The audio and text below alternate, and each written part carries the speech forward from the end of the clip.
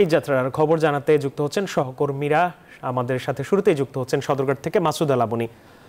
লাবণী, নৌপথে যারা রাজধানী ছাড়ছেন তাদের কোনো ভোগান্তি পোহাতে হচ্ছে কিনা আর সার্বিক কি পরিস্থিতি আমাদের জানাবেন।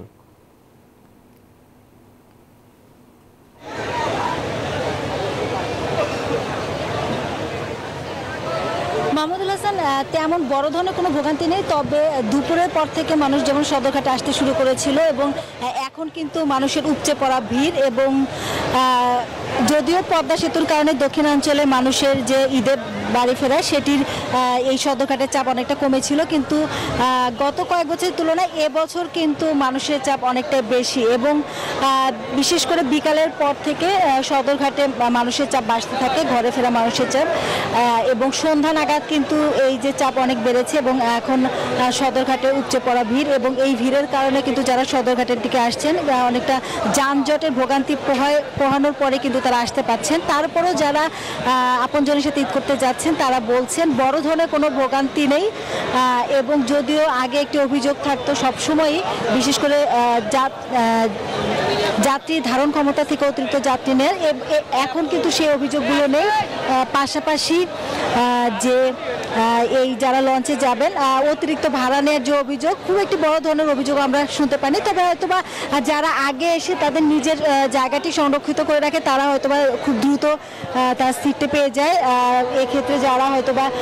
স্ট্যান্ডিং সিট কাটে বা যারা সিট পায় না তাদের জন্য সেই জায়গাটির একটু ভোগান্তি পোহাতে হয়। এছাড়া বড় ধরনের কোনো অভিযোগ বা ভোগান্তির খবর আমাদের কাছে নেই এবং যারা ঘরে ফিরছেন তাদের একটি প্রত্যাশা, তারা কোনো ধরনের দুর্ঘটনা ছাড়া যেন তারা প্রিয়জনের কাছে ফিরতে পারেন এবং ঈদ আনন্দ ভাগাভাগি করতে পারেন, এমন প্রত্যাশা নিয়েই কিন্তু তারা আপনজনের কাছে ফিরছেন। আমাদের আয়োজন সহকর্মী আছেন নাজমুল, তিনি আছেন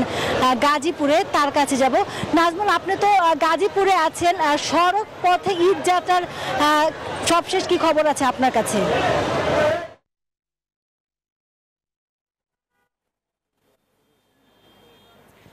লাবণী, আপনাকে ধন্যবাদ। আপনি যেমনটি সদরঘাট থেকে জানাচ্ছিলেন নৌপথের খবর, এই মুহূর্তে রয়েছে আমি সড়ক পথে এবং সড়ক পথে আমরা দেখেছি নবীনগর থেকে চন্ডা পর্যন্ত তীব্র যানজট এবং এখানে প্রায় 4 ঘন্টা ধরে মানুষ এই তীব্র যানজটে কিন্তু আটকা পড়ে আছে, এখনো কিন্তু তারা বের হতে পারেনি এবং এই তীব্র গরমের মধ্যে কিন্তু এভাবেই দেখতেই পাচ্ছেন যে তারা স্টার্ট বন্ধ হয়ে আছে এবং ঘন্টার পর ঘন্টা কিন্তু যে নবীনগর থেকে চন্ডা পর্যন্ত তাদেরকে আসতে যে 4 ঘন্টার মধ্যেও কিন্তু এখন পর্যন্ত এখানে পৌঁছাতে পারেনি এবং যেহেতু পোশাক কারখানা ছুটি হয়ে গেছে, সেই পোশাক কারখানা ছুটি হওয়ার পরেই কিন্তু একযোগে তারা বের হয়ে গেছে। যেহেতু আজকে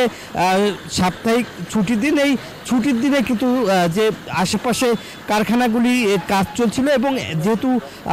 ঈদের ছুটি হয়ে গেছে তারপরে তারা বের হয়েছে, এরপরেই কিন্তু আসলে তীব্র যানজটে নাকাল হয়ে পড়েছে এবং দুর্ভোগে কিন্তু মানুষের শিকার হচ্ছে এবং সাধারণ মানুষ যারা নারীর টানে বাড়িতে ঈদ করতে যাচ্ছে তারা এই গরমের মধ্যে ঘন্টার পর ঘন্টা কিন্তু তারা অপেক্ষা করছে, যেভাবে পাচ্ছে ট্রাকে এবং পণ্যবাহী ট্রাকেও কিন্তু তারা এখন বাড়িতে যাওয়ার চেষ্টা করছে এবং যেহেতু পুলিশ রয়েছে এবং পুলিশ কিন্তু নিরসন করতে কিন্তু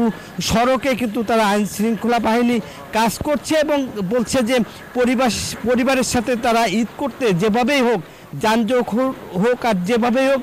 সময় মতো তারা তাদের পরিবারের সাথে ঈদ করতে পারে, এই কারণেই তারা বাড়িতে যাচ্ছে। এই ছিল আমার কাছে গাজীপুরের চন্ডা থেকে ঘরে ফেরা মানুষের সর্বশেষ খবর। ফিরে যাচ্ছি স্টুডিওতে।